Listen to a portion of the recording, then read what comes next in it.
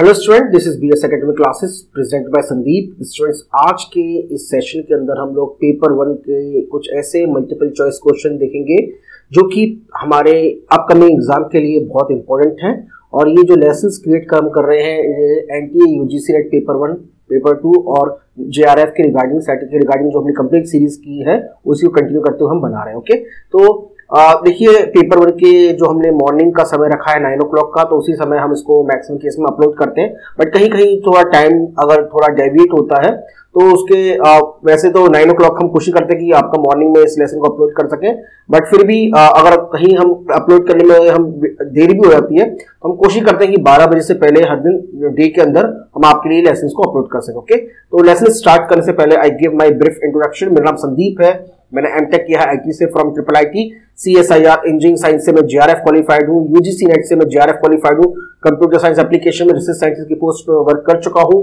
Right now I am working as educator in BSI academy और मैं काफी समय से बीएसआई एकेडमी पे लेसन्स क्रिएट कर रहा हूँ यूट्यूब पे, और मोर देन 400 to 500 लेसन हम लोग क्रिएट कर चुके हैं जो कि आप हमारे यूट्यूब के जो प्ले लिस्ट में है वहां जाके उसको देख सकते हैं। ओके, तो स्टूडेंट्स, आपको अपने पेपर के रिगार्डिंग कोई भी अगर प्रॉब्लम आती है तो हमारे जो व्हाट्सएप नंबर है जो कि स्क्रीन पर अवेलेबल है आप हमसे कॉन्टेक्ट कर सकते हैं। लेसन स्टार्ट करने से पहले आपको मैं बता दूं कि जो आज का जो लेसन है वो हमारा टीचिंग एप्टीट्यूड के रिगार्डिंग है, और टीचिंग एप्टीट्यूड के अंदर जो दिसंबर 2018 में जो क्वेश्चन आए थे हम उनको सॉल्व कर रहे हैं। अभी थोड़े दिनों पहले हम लोगों ने रिसर्च एप्टीट्यूड के कुछ क्वेश्चंस हमने अपलोड किए थे। इसी तरह से हमने एक एक करके बाकी जो पार्ट्स हैं दिसंबर 2018 में आए हैं उनको मैं आपके लिए सॉल्व कर रहा हूं। ओके, तो देखिए हमारा कंप्लीट कोर्स मॉड्यूल अवेलेबल है NTA UGC net JRF exam का, सेट एग्जाम का पेपर 1 का। तो अभी हाल ही में ही यूजीसी नेट ने जो इसके 10 यूनिट्स है उनको उसके अंदर थोड़ा मॉडिफिकेशन किया है। तो इन 10 टॉपिक्स के अंदर जो उसका सिलेबस था लेटेस्ट पैटर्न के अकॉर्डिंग उनको चेंज किया गया है। जैसे एप्टीट्यूड है, टीचिंग एप्टीट्यूड है, रिसर्च एप्टीट्यूड है, कॉम्प्रिहेंशन है, कम्युनिकेशन, मैथमेटिकल रीजनिंग एप्टीट्यूड है, लॉजिकल रीजनिंग है, डेटा इंटरप्रिटेशन है, आईसीटी, पीपल डेवलपमेंट, एनवायरमेंट और हायर एजुकेशन सिस्टम के जो लेसन्स है जो उनके कंप्लीट मॉड्यूल है वो हमारे पास अवेलेबल है। तो इसके अंदर हम आपको more than 350 video classes provide करेंगे। प्रीवियस ईयर्स के पेपर है, थ्योरी लेक्चर्स है, प्रैक्टिस सेट्स है, and all the PDFs are available on our websites. Okay, तो इसके रिगार्डिंग में आपको कोई भी डाउट है तो हमारे व्हाट्सएप में हमसे कांटेक्ट कर सकते हैं, और इसके हम आपके जो भी इसमें जो भी रजिस्ट्रेशन चार्ज है उसके बारे में आपको डिटेल में उसके वहां पे आपको एक्सप्लेन करेंगे। ओके, तो चलिए एक एक करके हम क्वेश्चन को डिस्कस करते हैं। फर्स्ट क्वेश्चन है हमारे सामने, in order to promote the direct learning which of the following methods would be best suited. अब देखिए यहां पे बात की है डायरेक्ट लर्निंग की, तो डायरेक्ट लर्निंग की बात की गई है तो टीम टीचिंग मेथड है, प्रोजेक्ट मेथड है, लेक्चर्स विद एग्जांपल की बात है और डिस्कशन सेशंस है। देखिए अगर हम डायरेक्ट टीचिंग मेथड की बात करें, डायरेक्ट लर्निंग की बात करें तो सबसे ज्यादा अगर मैं इसको प्रायोरिटी में दूं तो सबसे ज्यादा जो लर्निंग होती है वो प्रोजेक्ट मेथड में होती है, सबसे ज्यादा होती है।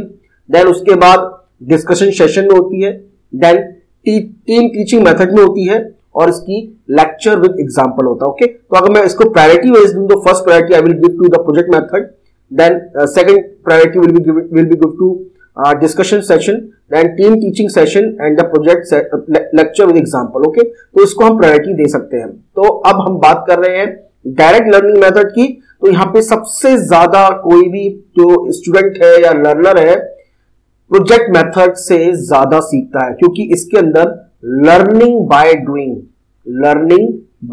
का इसके अंदर जो प्रिंसिपल है वो इसमें रहता है। लर्निंग बाय डूइंग यानी आप कोई भी ऑब्जेक्ट है या कोई भी प्रिंसिपल है उसको पहले करके देखते हैं, देन वहां से आप सीखते हैं। ठीक है, तो यहां पर जो ऑप्शन है, करेक्ट ऑप्शन जो लग रहा है यहाँ पे प्रोजेक्ट मेथड है, तो please mark project method as a correct answer. Okay, अगर आपको इन क्वेश्चंस का मल्टीपल चॉइस क्वेश्चन में कोई भी क्वेश्चन का आंसर अगर लगता है कि कुछ और होना चाहिए तो आप हमें YouTube का जो कमेंट सेक्शन है उस पर आप लिख के मुझे बताइएगा। आई विल डेफिनेटली, क्योंकि मैंने आंसर की नहीं देखी है, मैं आपको बताऊं मैंने आंसर की नहीं देखी है, तो जो भी मेरा खुद के अपने एक्सपीरियंस से मैंने आपको बताने की कोशिश की। अगर हाँ हो सकता है कि किसी क्वेश्चन का आंसर मैं ये तो नहीं बोलूंगा गलत बोलूंगा, बट हो सकता है वो डिफरेंट लगाया हो, तो आप मुझे उसका रिप्लाई जरूर करिएगा। ओके, चलिए नेक्स्ट क्वेश्चन डिस्कस करते हैं।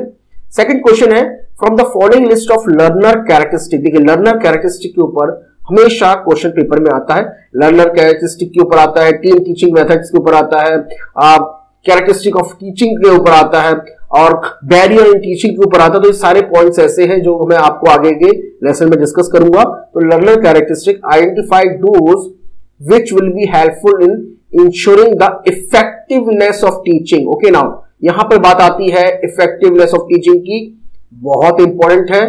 तो हमें अपना आंसर्स में बताना है कि इनमें से कौन से पॉइंट जो है वो टीचिंग की इफेक्टिवनेस को इंक्रीज करते हैं। अब इस तरह के क्वेश्चन बहुत आते हैं, 6 to 7 पॉइंट्स दे दी जाते हैं आपके सामने। अब आपको बोला जाता है कि इनमें से कौन सा करेक्ट है। हो सकता है सभी करेक्ट हो, but we have to select based on our option. तो अभी मैं ऑप्शन भी दिखाता हूं आपको। Extent to which learner obey the school rule, ठीक है, स्कूल के रूल्स को ओबे करना हर लर्नर का फर्ज बनता है। Learner level of motivation, learner का मोटिवेशन क्या है, लेवल मोटिवेशन क्या है, ठीक है। Feeling of learner toward the social system, social system यहां पर मतलब हमारी जो समाज में व्याप्त जो हमारे धर्म से संबंधित या फिर कास्ट से संबंधित जो भी हमारे सिस्टम हम लोगों ने क्रिएट किए हैं, उसको लर्नर उसके बारे में उसकी क्या फीलिंग्स है, मे बी हार्ड फीलिंग रखता है, सॉफ्ट फीलिंग रखता है, ठीक है। Learner interest in sports end game, एक स्टूडेंट का स्पोर्ट्स और गेम के प्रति क्या उसका उत्साह है। Prior experience of the learner, learner के खुद का पहले के एक्सपीरियंस क्या रहा है, यानी एक तरह से वो उस समय बोला जाए कि उसने कितना लर्न कर रखा है पहले से। Okay, interpersonal relation of the learners, learner के आपसी जो दोस्ती है, यार दोस्त है, उसकी जो रिलेशनशिप है आपस में वो किस तरह की है, यानी इमोशनली वो कितना स्ट्रॉन्ग पर्सन है, ठीक है। अब देखिए सीधा ऑप्शन के पास आते हैं और फिर देखते हैं कि हमें कौन से ऑप्शन चूज करने हैं। अब हमें ACE मैंने इस तरह से ऑप्शन दे रखे हैं, तो ये 3 ऑप्शन हमको चूज करने हैं। Okay, we have to select only 3 option. अब उस ऑप्शन को हम अपने सबसे प्रायोरिटी बेस पर रखें, तो लर्नर का मोटिवेशन की प्रायोरिटी बहुत ज्यादा है, तो बी को सेलेक्ट हम कर सकते हैं। सोशल सिस्टम को सेलेक्ट करना बिल्कुल भी जरूरी नहीं है। स्पोर्ट्स और गेम में उसका इंटरेस्ट है या नहीं है, ये भी इतना रोल प्ले नहीं करता। लर्नर का पहले का एक्सपीरियंस ये मैटर करता है, और उसके खुद के अपने लर्नर के क्या आपसी एक तरह बोला जाए रिलेशनशिप है, इंटरपर्सनल रिलेशनशिप है, तो ये भी मैटर करता है। ओके, तो इस केस के अंदर देखा जाए BEF सबसे सटीक है। वैसे कुछ हद तक स्कूल्स के रूल्स को ओबे करना भी हर लर्नर की ये बहुत जरूरी है, बट अगर इसको केवल हमें 3 ऑप्शन सेलेक्ट करने होंगे तो हम इसके अंदर B, E और F को ही सेलेक्ट करेंगे। ओके, तो ये मुझे सबसे बेस्ट लगते हैं। अगर आपको लगता है कि कुछ और होना चाहिए तो आप मुझे YouTube पे कमेंट सेक्शन में लिख के मुझे बताइएगा। ओके, तो देखिए इसमें ऑप्शन है ACE, BEF, ठीक है, BEF जो हमने सेलेक्ट किया था, CDE और ABC। तो हम देखिए आंसर पे जाएंगे B की तरफ, हम आंसर B को सेलेक्ट करेंगे। तो इसमें आंसर देख लेते हैं। यस, आंसर जो है B हमारा है, तो please mark B as a correct answer. जो कैपिटल B है वो हमारा करेक्ट आंसर है। Next question, which devices from the list given below will form the part of formative evaluation। देखिए formative evaluation के ऊपर और summative evaluation के ऊपर काफी बार क्वेश्चन पेपर में आता है, और बोला जाए कि हर बार पेपर में क्वेश्चन आते हैं। तो give your answer by selecting from the code। देखिए अब इसके अंदर काफी सारे स्टूडेंट ऐसे बोलते हैं कि सर हमारा तो क्वेश्चन आपने नहीं लिया। देखिए इस बार 10 सिटिंग में पेपर हुआ था, 5 क्वेश्चन टीचिंग एप्टीट्यूड के पेपर में आते हैं, तो 10 सिटिंग का मतलब है हमारे पास मोर देन 50, मतलब ऑलमोस्ट 50 क्वेश्चंस हो जाते हैं। तो इन 50 क्वेश्चंस को मैं इस लेसन में मैं आपके साथ 8 से 9 सवाल आपके साथ डिस्कस कर रहा हूं। तो ऐसे ही मैं आपके साथ ऑलमोस्ट जो 50 क्वेश्चन जो आए हैं वो मैं आपको 5 to 6 लेसन में आपके लिए सॉल्व कर दूंगा। तो अगर आपका क्वेश्चन इसमें नहीं आया है तो आप पेशेंस रहिए, हो सकता है आपका क्वेश्चन जो है जो आपके पेपर में आया था वो अगले पेपर में आपके सामने आ गया होगा। ओके, चलिए तो अब हमें फॉर्मेटिव इवैल्यूएशन को बताना है। तो फॉर्मेटिव इवैल्यूएशन, समेटिव इवैल्यूएशन, 2 तरह की इवैल्यूएशन। वैसे इवैल्यूएशन जो होती है वो काफी तरह की होती है। अब यहाँ पे बात कर रही है कि किस तरह का इवैल्यूएशन की बात है। तो जब हम लोग टीचिंग की आउटपुट को इवैल्यूएट करते हैं, यानी एक किसी टीचर के उसने कितना आउटपुट दिया है स्टूडेंट्स को, इसको इवैल्यूएट करना है, तो इसको हम इवैल्यूएशन प्रोसेस कहते हैं। और ये भी काफी अलग अलग तरह की हो सकती है। तो क्विज सेशन कंडक्ट कराना, conducting a quiz session may be the part of formative evaluation. देखते हैं, giving the multiple choice type questions in post instructional session. Post instruction session मतलब का मतलब है कि क्लास के बाद यानी जो भी आपकी लर्निंग हो गई उसके बाद आपको पोस्ट इंस्ट्रक्शन, आपको इस तरह के मल्टीपल चॉइस क्वेश्चन दिए जाते हैं। ये फॉर्मेटिव इवैल्यूएशन में नहीं आता, ये समेटिव इवैल्यूएशन में आता है। Okay, this is not a part of formative evaluation, तो ये नहीं होगा। गिविंग अ मास्टरी टेस्ट जरूरी नहीं है कि फॉर्मेटिव इवैल्यूएशन में दिया जाए, इट्स नॉट नीडेड, ओके, तो ये भी नहीं है। Providing a corrective feedback during the discussion, yes, feedback provide करना बहुत जरूरी है। Encouraging the opportunity for metacognitive thinking, yes, metacognitive thinking यानी related to our mind, related to our brain, यानी जो उनकी खुद की अपनी थिंकिंग है उस सोच को बढ़ाने के लिए उनको उत्साह दे देना, ये भी जरूरी है।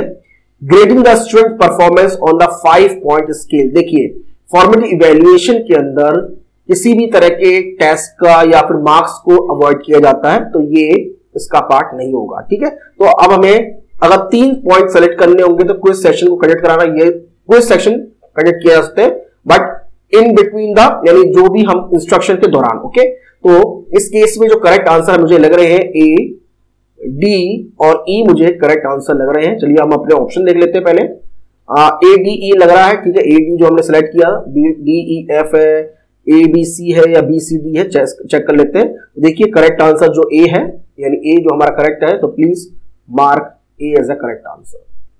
नेक्स्ट क्वेश्चन, अब ये देखिए ये क्वेश्चन जो है ये मैं आपके लिए दे रहा हूं, तो आपको उसका मुझे आंसर बताना है यूट्यूब कमेंट सेक्शन में। So below are given number of key behaviour as well as the helpful behaviour of the effectiveness of teaching. फिर से क्वेश्चन आ गया, effective of teaching based on the research evidence, यानी उनके ऊपर research हो चुकी है, उसके एविडेंस हमारे पास मौजूद है। तो we have to select only those point which are already found out by our research. So identify those points which are key behavior and indicate your answer by selecting from the code. Structuring through comments by the teacher in respect of what is to come, okay. Questioning through the content and process level of question. Lesson clarity implying the extent to which the presentation are not involved, okay. Probing, which implies a statement to increase the student to elaborate. Engagement rate devoted to learning when students are actually on the task. Rate at which student understand and correctly comprehend the assignment and exercises, okay. देखिए F तो इसके अंदर लग रहा है, मुझे F तो लग रहा है, और इसके अंदर जो ऑप्शन है देख लेते हैं, 3 ऑप्शन दे रखे हैं, बी सी डी, मतलब 3 ऑप्शन हमें चूज करने, मतलब मेरा मतलब यह है, वैसे ऑप्शन 4 है, A D E, C E F और ए डी एफ, ओके। चलिए इसको हम देख लेते हैं। तो अब इसके अंदर अगर देखा जाए तो इसमें अगर आपको चूज करना पड़े तो आप किसको चूज करेंगे, इसको आप मुझे बताइएगा, क्योंकि ये आंसर जिसमें से मैंने करेक्ट नहीं किया, क्योंकि मैं एक क्वेश्चन को छोड़ देता हूं हमेशा आपके लिए, तो ये क्वेश्चन का आंसर आप मुझे बताएंगे कि क्या होगा, ओके। तो चलिए next question, for organising an effective teaching learning system. देखिए टीचिंग लर्निंग सिस्टम पर हमेशा क्वेश्चन आता है, इस बार भी आया था बहुत, और हर सेटिंग में एक क्वेश्चन आया है। Which of the following combination of statement would reflect the most appropriate concern? Select from the code to indicate your answer. Determine what will be the intended learning outcome. Okay, what should be the outcome? What should be the outcome of the learning? Yes, it is a part of effective teaching learning system. ये जरूर है, मतलब इसके बारे में तो कोई दोहराया नहीं है। Deciding as to what strategy and tactics will be used, यानी एक टीचर के द्वारा कौन सी स्ट्रेटेजी या टैक्टिक्स को यूज किया जाएगा अपनी पढ़ाई के क्षेत्र में, या फिर जो भी वो डेमोन्स्ट्रेशन करना चाहता है, तो ये भी पॉइंट इसके अंदर आएगा, इफेक्टिव टीचिंग लर्निंग सिस्टम में आता है। Formally approving the academic qualification of teacher, teacher की एजुकेशन क्वालिफिकेशन को फॉर्मली एक्सेप्ट कराना, ये हमारे इंडियन सिस्टम की ये और या फिर फॉरेन के सिस्टम की ये एक तरह की बात है, बट कोई जरूरी नहीं है कि एक इफेक्टिव टीचिंग के पास अपनी एक तरह से जो डिग्री है वो जरूरी हो, जरूरी नहीं है। बहुत सारे ऐसे मैंने टीचर देखे हैं कि those people don't have the degree of PhD but still they are more means talentful than the PhD scholars, okay. तो ये इसका आंसर नहीं है। डिटरमाइन द इवैल्यूएशन टूल भी यूज, कुछ इवैल्यूएशन टूल को यूज कर रहे हैं, डेफिनेटली इट इज आंसर, और ये इसका पॉइंट रहेगा। Deciding the size of the classroom, size of the classroom जरूरी नहीं है, okay. And assessing the prior academic experience of the learner, learner का पहले अपना खुद का क्या एक्सपीरियंस रहा है, ये भी सिलेक्ट होगा। तो देखिए ऐसा नहीं कि चारों के चारों सिलेक्ट होगा, अब हम क्या करेंगे कि जो भी हमारे पास बेस्ट होगा उनको हम सिलेक्ट करेंगे। तो राइट नाउ मैंने 3-4 पॉइंट सिलेक्ट किए, ए, बी, डी और एफ, इन चारों में से कौन से सिलेक्ट है देखते। पहले तो देखते कि ऑप्शन में कितने पॉइंट चूज करे गए, ठीक है। ऑप्शन में 4 पॉइंट चूज करने हमें, A C D E, A B D F. अब हमने ए बी डी एफ ही सिलेक्ट किया था, तो यही आंसर होना चाहिए, ए बी सी डी और एक C D E F, okay. तो इस केस में जो करेक्ट आंसर है, yes, B is a correct answer, तो please mark capital B is the correct answer. ठीक है, चलिए नेक्स्ट क्वेश्चन चलते हैं। नेक्स्ट क्वेश्चन है in which of the modalities of teaching learning arrangement there is more scope for the critical and creative interchange. Now critical and creative interchange यानी आप किसी भी बात को या फिर कोई भी आपको एक तरह से क्रिटिकली इंटरचेंज कर सकते हैं या फिर क्रिएटिव भी करना है, यानी क्रिटिकल भी और क्रिएटिव भी। Conditioning to promote a sensitivity, okay.